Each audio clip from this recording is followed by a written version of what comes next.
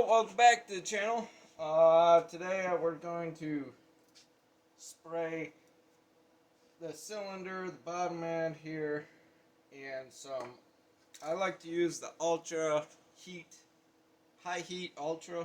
Sorry, that withstands up 1200 degrees. So the higher degree you use, uh, the better chance you have of it not flaking off. Uh, After we get that sprayed down, we're going to put together the crank here. Put the piston and crank in there. I already went through and I cleaned everything. I got all the carbon that was built off there. I use a Scotch pad and wax and grease remover. Wax and grease remover, if you're new to the channel, you'll hear me preach about wax and grease remover. It works tremendous wonders on everything. And we got some new crank seals coming in, so we can take these ones off finally. Yep, it looks like we got a E-clip here and well, the nut that'll come right off. So we got one there, and then got to take this E-clip out. But got new crank seals. So we're gonna go ahead and get these sprayed down, drying. This stuff dries really fast, so we get this together pretty quick. So I already went through and I taped off the inside of the cylinder and the bottom end there. I put a plug where the spark plug goes, and I taped off the exhaust port as well. So, well, get at her.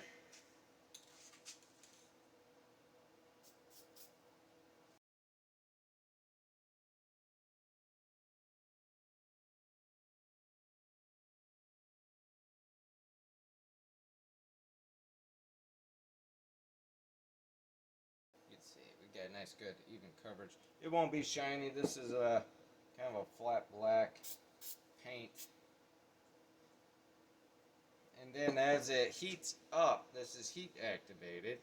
So the more it gets hot, the more harder the paint becomes, more resistant to fuel. Yep. And yeah, so we're good there. So I'll bring y'all back when that dries and we're ready to put all this together. Okay, we're back. Just taking this tape off these pieces here. Like I said, this stuff dries really quick. I have a fan heater, a ceiling heater, so I stick these right in front of it. Dries even quicker, so that helps.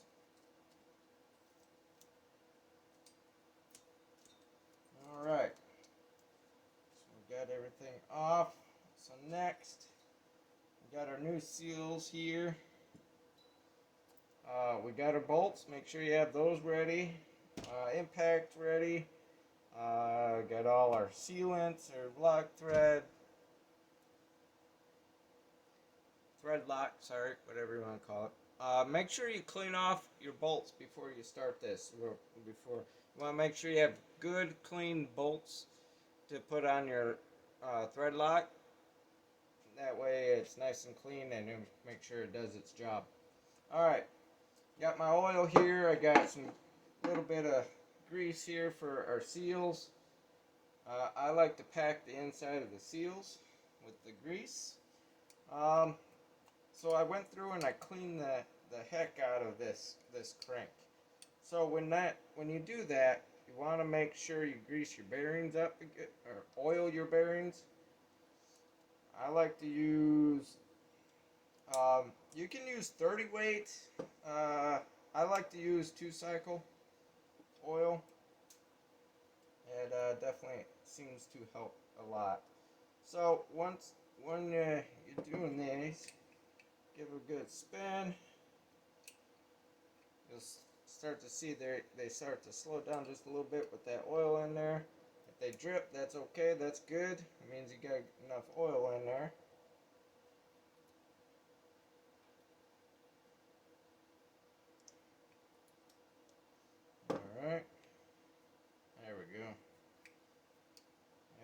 I got plenty of oil. Alright, small stuff like this. I have this little thing here. This is a small oiler. I just fill it up with 2-cycle oil, and it push the top here like a pin, and you're able to get in there and grease those bearings in those tight, small areas.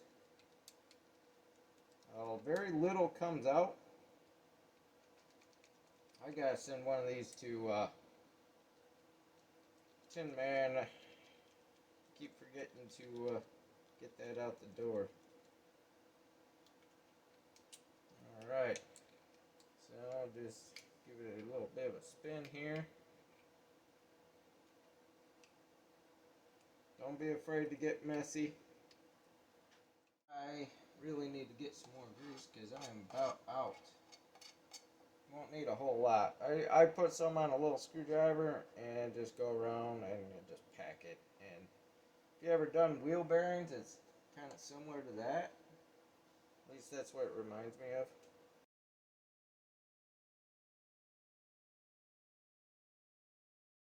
Alright, those got the grease in there, so we'll go ahead, slip these on. You'll get a little excess because if you're like me, I like to put a little too much in there. That way all the excess gets squeezed out. This one has a lip on it, it's not tapered. So I went ahead and I put a little bit of oil on there, so we can get our seal on there. It gets there, yep, went on smooth, good. Take the excess grease out of there. Alright, make sure you have a good clean surface, that's very important. Alright, so next up, I did blow this out. Probably should blow this out one more time. Oh, yeah, I'll blow this out one more time real quick. Alright, so I got that blown out. Next up, you want to oil. Don't need a whole lot of oil in there. So go ahead and put some oil in that cylinder. Rub it around. Get a little greasy.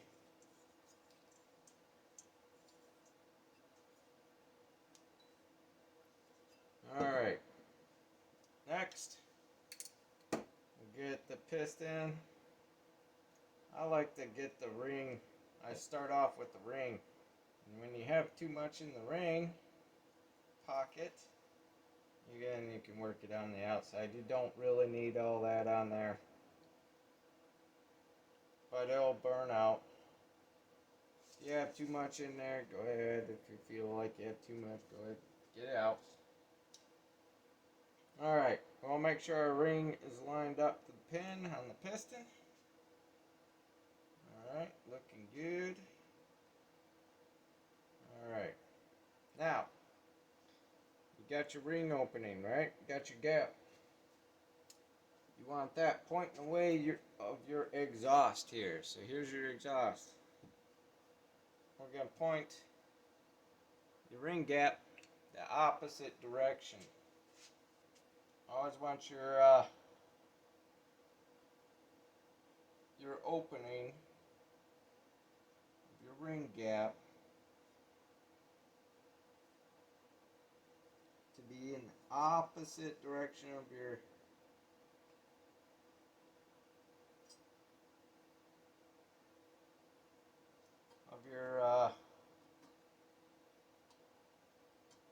exhaust.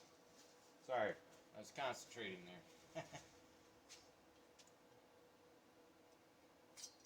And when you do this, make sure you go down straight. This has got a nice taper to it, so I don't have to really fight with it with the spring tension. Of course, now I said that it will.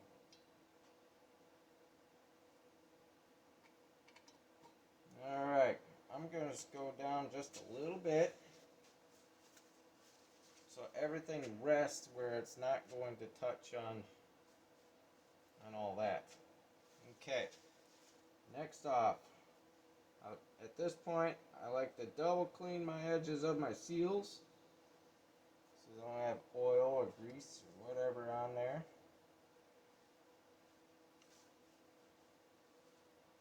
And let's do that. You know what? I did forget a little something. Yes, I did. And I'm glad I, see, this is where you gotta slow down. You gotta double check. Alright, so, this is where my seal's not going over that.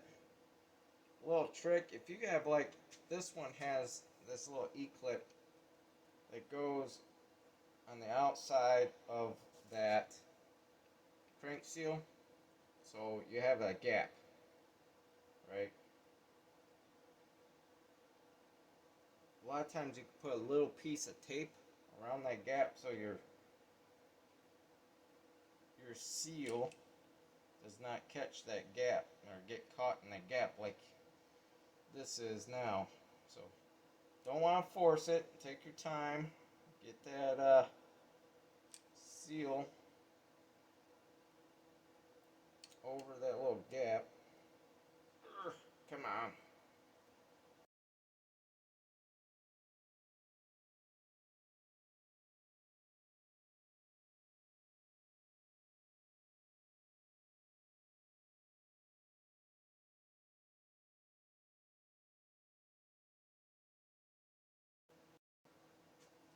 Okay. Yeah, I had to double check the IPL just to make sure. You want to double check that stuff.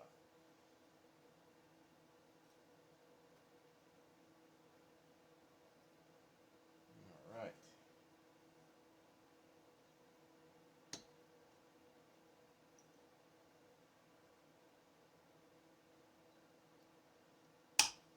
There it goes. Snaps right in. Put the cap on this before this leaks out. Alright, for the bottom here, I'm just going to go ahead, use my red Loctite. You can use blue, I'm sure it'd be fine, but I like to be make sure, double check, be positive. Just put a little dab of the red, stick that in there. Stuff smells funny to me. Alright.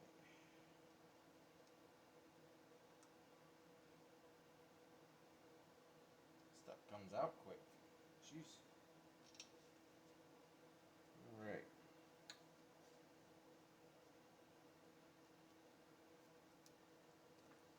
Alright, now we're going to do a crisscross pattern. We're going to do it first, go right down to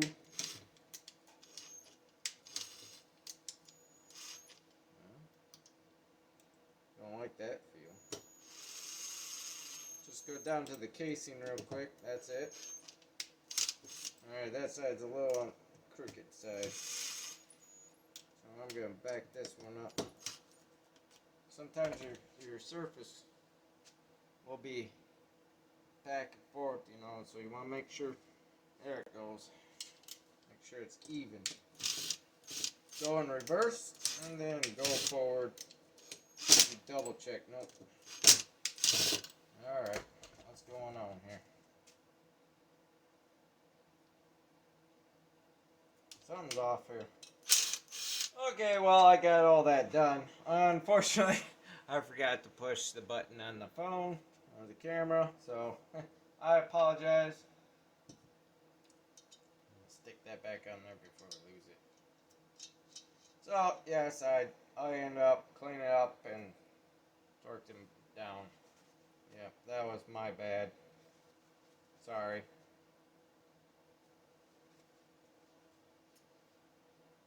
A little bit of a goober around there. Alright, well, I got it all down. It's sealed. Good. I'm going to leave it just like this.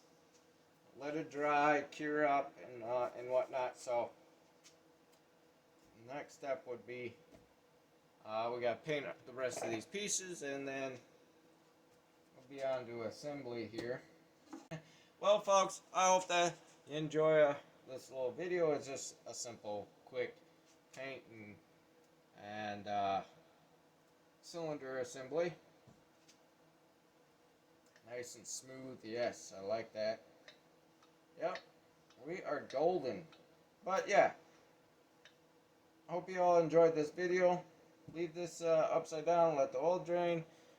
So I hope you all be good, be kind, be safe, and please spread the love. I'll see you all next one. Let's do it.